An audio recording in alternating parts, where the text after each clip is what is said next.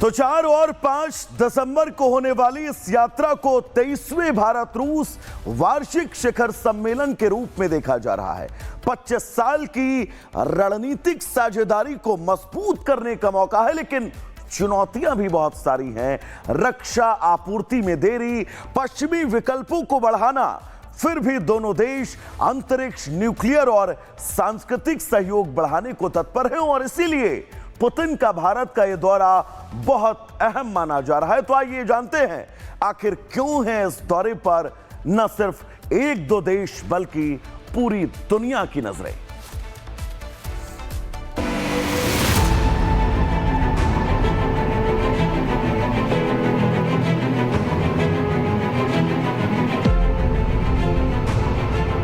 भारत के दशकों से दोस्त रूस के राष्ट्रपति व्लादिमीर पुतिन 4 दिसंबर को 2 दिवसीय दौरे पर दिल्ली आ रहे हैं। साल 2022 में यूक्रेन युद्ध शुरू होने के बाद ऐसा पहली बार हो रहा है कि पुतिन भारत की यात्रा पर होंगे। इससे पहले रूस और भारत के नेता एक दूसरे के यहाँ लगभग हर साल जाते थे।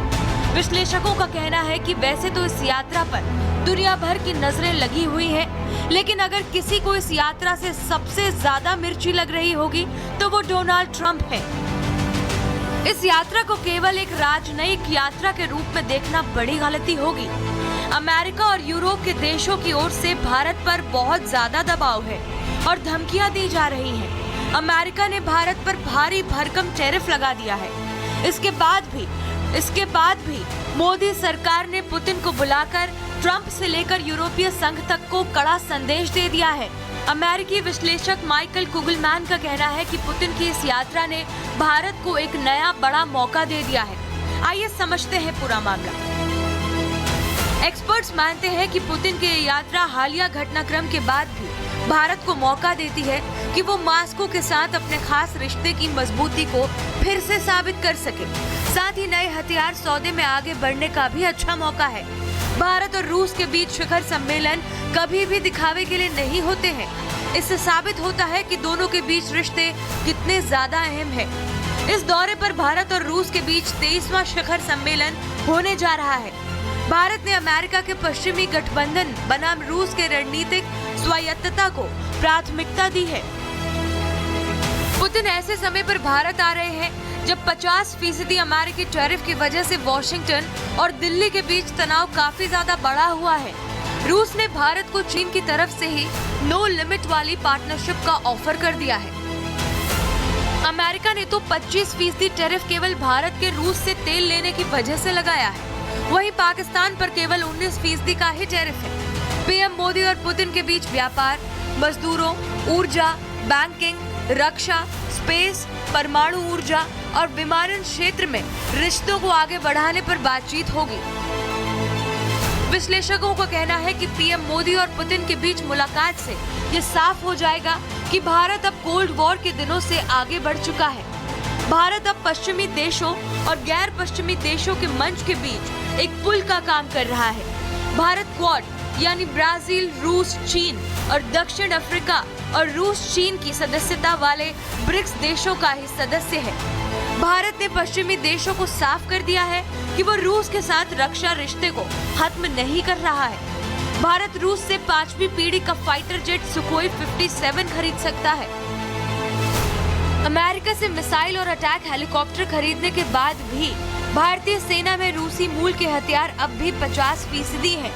रूस के S-400 एयर डिफेंस सिस्टम ने ऑपरेशन सिंदूर में अहम भूमिका निभाई।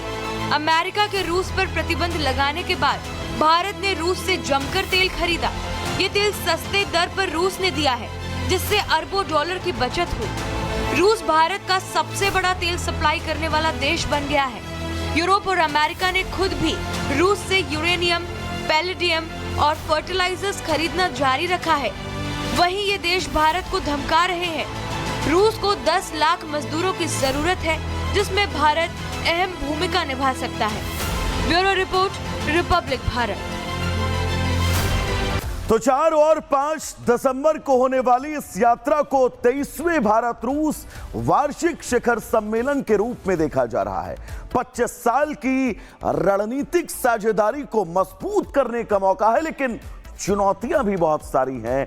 रक्षा आपूर्ति में देरी, पश्चिमी विकल्पों को बढ़ाना, फिर भी दोनों देश अंतरिक्ष, न्यूक्लियर और सांस्कृतिक सहयोग बढ़ाने को तत्पर हैं और इसीलिए पुतिन का भारत का यह दौरा बहुत अहम माना जा रहा है। तो आइए जानते हैं आखिर क्यों है इस दौरे पर न सिर्फ एक दो देश बल्कि पूरी दुनिया की नजरें।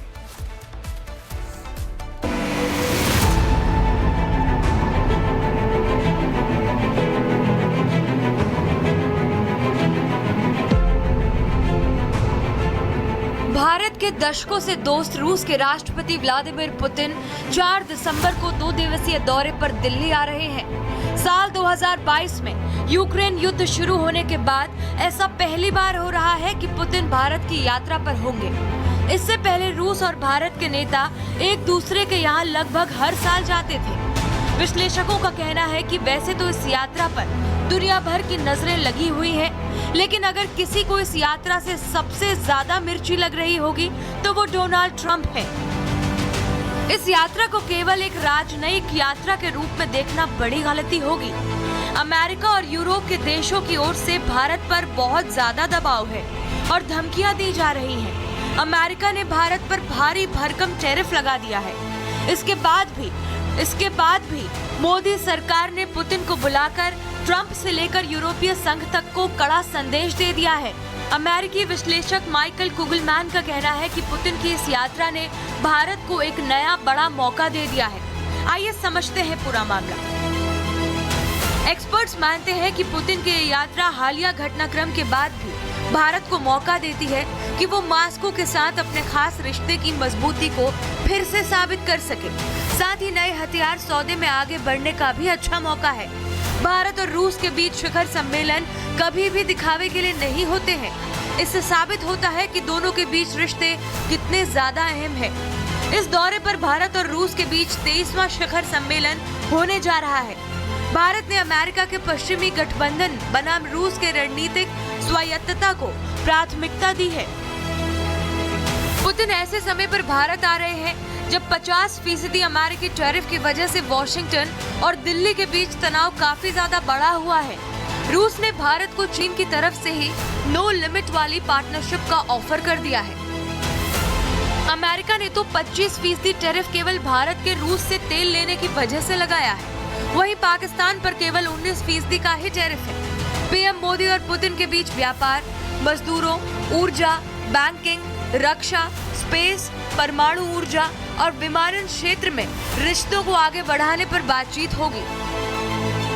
विश्लेषकों का कहना है कि पीएम मोदी और पुतिन के बीच मुलाकात से ये साफ हो जाएगा कि भारत अब कोल्ड वॉर के दिनों से आगे बढ़ चुका है। भारत अब पश्चिमी देशों और गैर पश्चिमी देशों के मंच के बीच एक पुल का काम कर रहा है। भारत क्वाड यानी ब्राजील, रूस, चीन और दक्षिण अफ्रीका और रूस चीन की सदस्यता वाले ब्रिक्स देशों का ही सदस्य है। भारत ने पश्चिमी देशों को साफ कर दिया है कि वो रूस के साथ रक्षा रिश्ते को खत्म नहीं कर रहा है। भारत रूस से 5वीं पीढ़ी का फाइटर जेट सुखोई 57 खरीद सकता है। अमेरिका से मिसाइल और अटैक हेलीकॉप्टर खरीदने के बाद भी भारतीय सेना में रूसी मूल के हथियार अब भी 50% हैं। रूस के S-400 एयर डिफेंस सिस्टम ने ऑपरेशन सिंदूर में अहम भूमिका निभाई। अमेरिका के रूस पर प्रतिबंध लगाने के बाद भारत ने रूस से जमकर तेल खरीदा। ये तेल सस्ते दर पर रूस ने दिया है, जिससे अरबों डॉलर की बचत हुई। रूस भारत का सबसे बड़ा तेल सप्लाई करने वाला देश बन गया है।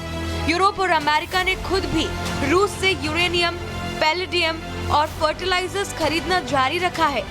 वहीं ये देश भारत को धमका रहे हैं। रूस को 10 लाख मजदूरों की जरूरत है, जिसमें भारत अहम भूमिका निभा सकता है। Bureau report, Republic Bharat.